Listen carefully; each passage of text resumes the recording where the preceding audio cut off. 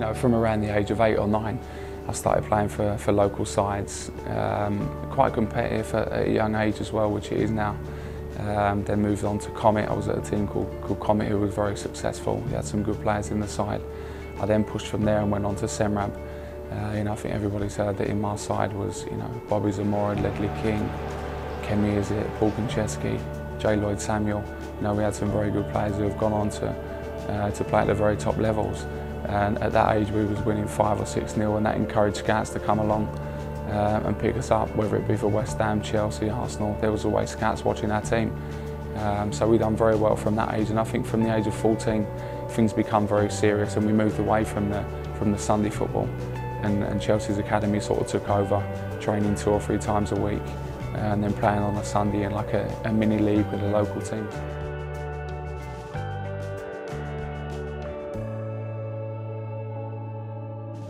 I was a midfielder growing up, and I liked Paul Gascoigne, Brian Robson, these kind of players who play with their heart on their sleeve. When I went back to as a defender, you know, I looked up to Tony Adams, Bruce and Pallister, and these kind of players who always give everything in their performances, and that's something I've tried to emulate in my own game.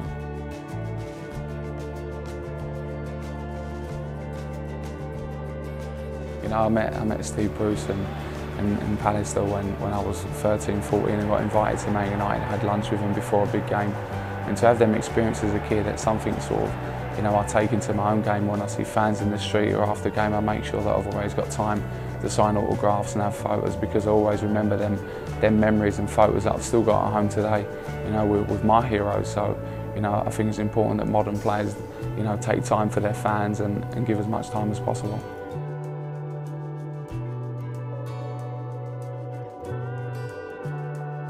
It's difficult really. At this level you need, you know, huge concentration. I think you need to be very good on the ball, you know, when you're playing in the best leagues and the best competitions in the world.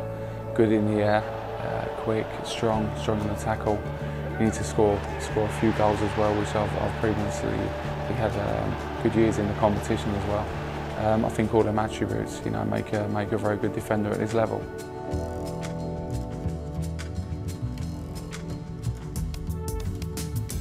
Oh, there's so many.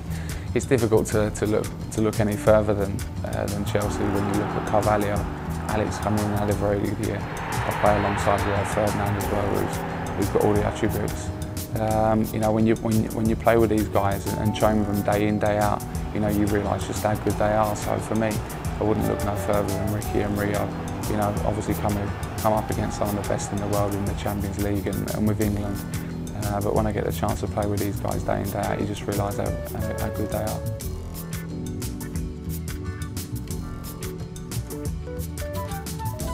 You know, to see what he's done in the game, and someone I watched growing up as well and tried to learn from, and still now, you know, I know he's retired now.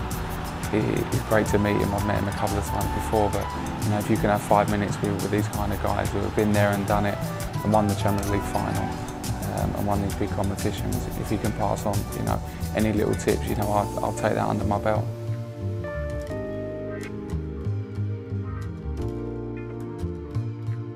You know, he's a very good man. He's someone you can certainly go to and approach. At the same time, you know, everyone has huge respect for him, for what he's done in the game as a player and a manager. To have him on board and in a short space of time to pass on his knowledge and his experience and get us organised and do our tactical work during the week. He knows when, you know, closer to the game, you know, to relax and focus. You know, them kind of things as a player that in the modern era are really key, I think, and where he's played very close to the modern era, he knows exactly what the players want, and that's key, I think, to this season and that success. You know, I think Italian managers have got that, you know, very well organised tactically. You know, we do a lot on defending and working together as a team. I think when you look at the Milan sides over the years, they've been very well organised. They all know their jobs and they all do it correctly, and that's something that he's come in and certainly got us doing, you know, making sure that we fight and we work hard for each other. If we're organised, you know, we're going to be very difficult to break down, and with the quality, with the likes of Lamps, Didier, Nico and these kind of players in the team, we're always going to be able to score goals as well.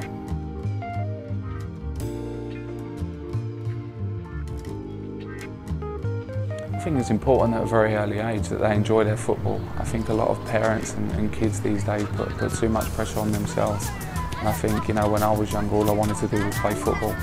And I think that's key now. You know, a lot of parents are pushing for them to go and play for professional clubs. That'll come, and the pressure comes when you're 14, 15. I think it's important for the kids to express themselves and enjoy their football. And in their later years, they'll understand the game a bit more. Obviously, to work hard and practice. One thing I'd done as a kid was practice with my right and left foot all day long. You know, every single day I was out practicing. And I think if kids are doing that, practicing, enjoying their football and working hard, you know, it's a good recipe for success.